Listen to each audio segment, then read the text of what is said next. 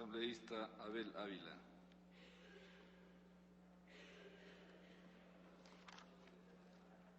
Yo también estoy preocupado. Muchas gracias, señor presidente. Compañeros, la ley de soberanía alimentaria, siendo una ley inédita en el país,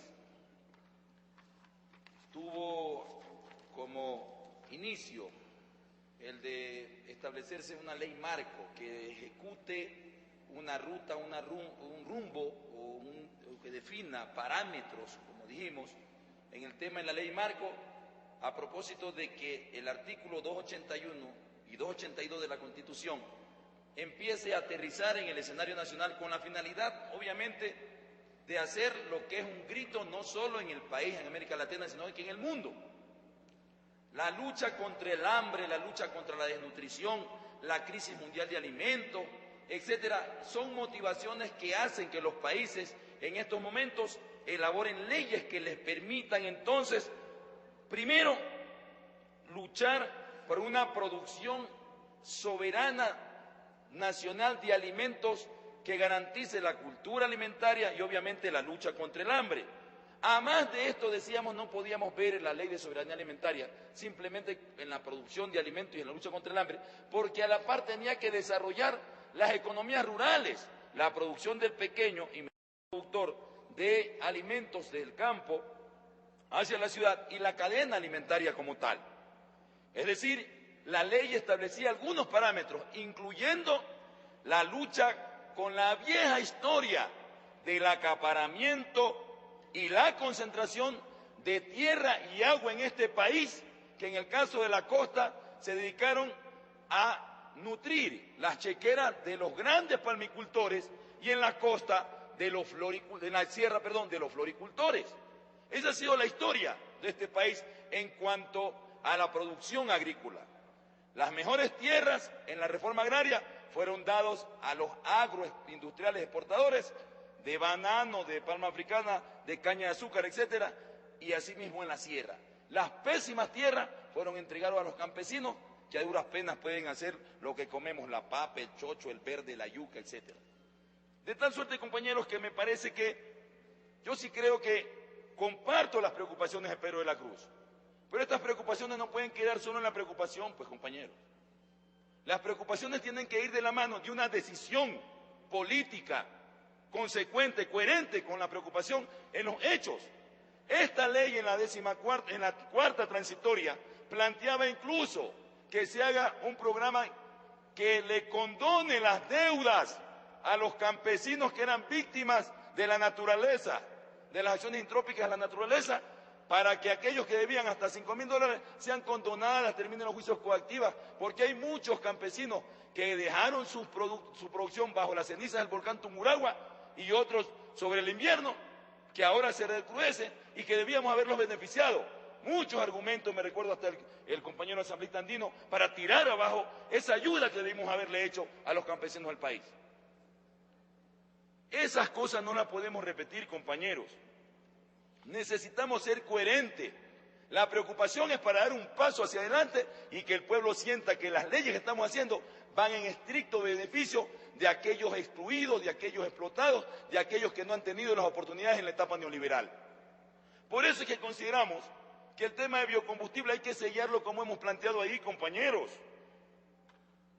Miren, en el año 2007 se hizo la famosa ley aquí en este escenario cuando la mayoría de derecha reinaba, y en la ley de biocombustibles decían los propios que hicieron la ley, decían que hay riesgos de impactos ambientales, que hay riesgos, decían como las amenazas, y ya avisaban, riesgos de suplantación de cultivos alimenticios por cultivos para uso energético, ampliación de la frontera agrícola a costa de mayor deforestación, fomento de cultivos del uso intensivo de agroquímicos y mayor demanda de agua y de la propia energía, presiones indebidas sobre el suelo frágiles, especialmente en la región amazónica, peligro de mayor concentración de tierra, recursos y poder de negociación con el riego, con el riesgo, perdón, de debilitar a los pequeños productores. Estas eran las amenazas que ahora, compañeros,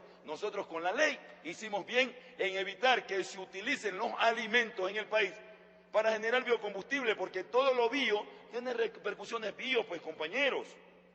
Energías alternativas sí plantea la Constitución, pues, pero las energías alternativas que aprobamos en Montecristi hablan de la eólica, pues, hablan de la energía de la hidroeléctrica, hablan de la energía solar, pues, compañeros. No la alternativa para producir alimentos que vayan a alimentar la máquina y las chequeras de los vivos de siempre, pues, compañeros.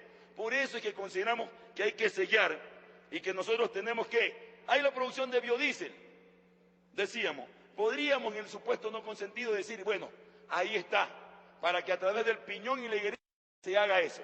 Pero ahí está el riesgo, pues. La ampliación de la frontera agrícola a costa de mayor reforestación. Fomento de cultivos con mayor agroquímico y demanda de agua. Es decir, utilizaríamos incluso tierra y agua para producción de biocombustible, que es nociva, pues, frente a lo que queremos hacer, pues, compañeros. Por eso es que yo creo que hay que atender lo que dice la propia Constitución, artículo 408, el tercer párrafo, perdón. El Estado garantizará que los mecanismos de producción, consumo y uso de recursos naturales y la energía preserven y recuperen los ciclos naturales y permitan condiciones de vida con dignidad. Eso es lo que tenemos que atender, pues. Por eso es que consideramos que en este país, compañeros, hay que sellar. No podemos al cuento o a costa de que hay la posibilidad que una vez que la demanda nacional de alimentos se cubra, podemos con la caña de azúcar, con la soya y con la remolacha y con otros productos hacer biocombustibles, compañeros. Nos parece que la lucha mundial contra el hambre tiene que haber un aporte del Ecuador y tenemos que ser coherentes con las preocupaciones que tenemos, compañeros. Segundo, miren, compañeros, yo no sé quiénes han visitado la costa. Para quienes hemos nacido, compañeros, en los sectores costeros y hemos vivido desde nuestra infancia los abusos de los camaroneros, la depredación del ecosistema marino costero. Pues a ustedes les daría pena ver cómo esa gente, cuando ahora empezó la veda de la concha, nos decían, compañeros, el hambre no tiene veda, pero a ellos sí les prohíben. Y es correcto que hayan ciclos donde se reproduzca en el sistema marino costero los productos que la gente tiene para alimentarse y de ahí también poder vender alguito para comprar lo que le hace falta. Pero resulta ser que hay un decreto ejecutivo por presiones de los camaroneros, que por cada hectárea tienen un trabajador. Mentira, mentira, compañeros. Vayan a ver cómo están desoladas esas camaroneras en los sistemas marinos costeros. Crecen, compañeros, naturalmente eso, se han metido, han depredado. ¿Y cómo es posible, compañeros, que nosotros permitamos que se diga que las tierras ilegalmente ocupadas y explotadas, compañeros, que esas tierras se regularicen en un año? Por Dios, compañeros, ¿cómo vamos a permitir que lo ilegal se regularice? Pues, compañeros, lo que le usurparon, le quitaron a nuestros pueblos que viven y se alimentaban de ese ecosistema marino, que ahora sí se regularicen, es decir, ya les robaste, entonces ahora sí te vamos a legalizar el robo. No nos parece correcto, pues, compañeros. Ya los decretos ejecutivos les había dado más de un año, pues, a los camaroneros. Nos parece que era correcto, compañeros, devolverle, ni siquiera a los asambleístas, devolverle al Estado. Y el Estado, ahí están las comunidades donde se asientan estas poblaciones, compañeros. La Constitución en el 406 dice, vea, el Estado regulará la conservación, manejo y uso sustentable, recuperación y limitaciones de dominio de los ecosistemas frágiles amenazados, entre otros los páramos, humedales, bosques nublados, bosques tropicales secos y húmedos, manglares y ecosistemas marinos y marinos costeros.